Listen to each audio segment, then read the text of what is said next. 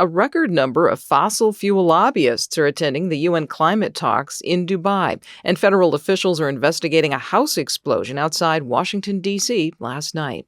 Good morning. I'm Corva Coleman from NPR News, and here are today's top stories. The UN climate talks continue in Dubai today as nations seek to move away from oil and gas use.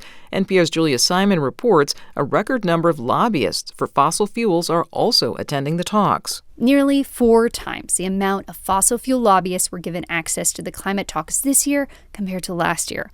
That's according to a new analysis from the Kick Big Polluters Out coalition. The climate talks are already facing scrutiny for the huge platform they've given the oil industry.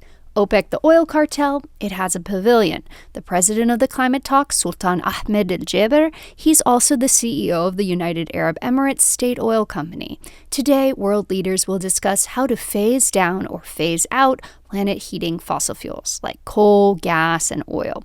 Scientists say transitioning away from fossil fuels to cleaner energy like solar and wind can help the world avoid more catastrophic warming. Julia Simon, NPR News. The president of the climate talks has also been criticized for incorrectly claiming phasing out fossil fuels is not needed to avoid catastrophic global warming.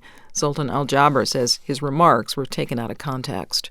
Once again today, the Supreme Court is hearing a major case with facts that were not initially presented to the court. NPR's Nina Totenberg reports on the case involving taxes. Charles and Kathleen Moore are challenging a one-time tax on corporate income that was part of President Trump's massive corporate tax cut in 2017.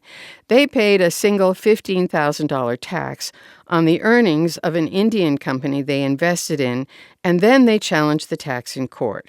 Yes, they concede their initial $40,000 investment is now valued over $500,000, but because they got no dividends or other payments from the company, they say the tax is not on income and thus not authorized by the Constitution.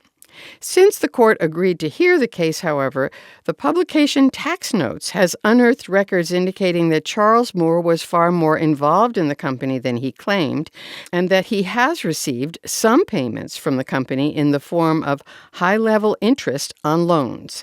Nina Totenberg, NPR News, Washington. Federal officials are helping police in a Virginia suburb of Washington, D.C. investigate a house explosion last night. Arlington County Police say they responded to reports of shots fired in a house. These were later determined to be from a flare gun. Police say they then tried to serve a search warrant, but Arlington County Police spokeswoman Ashley Savage says a person barricaded themselves indoors and more shots were fired. The suspect inside the residence discharged several rounds. The house subsequently exploded. The house was flattened by the explosion. The status of the person who was inside is not known. It is also not known if anyone else was indoors. Police officers were not seriously injured. You're listening to NPR.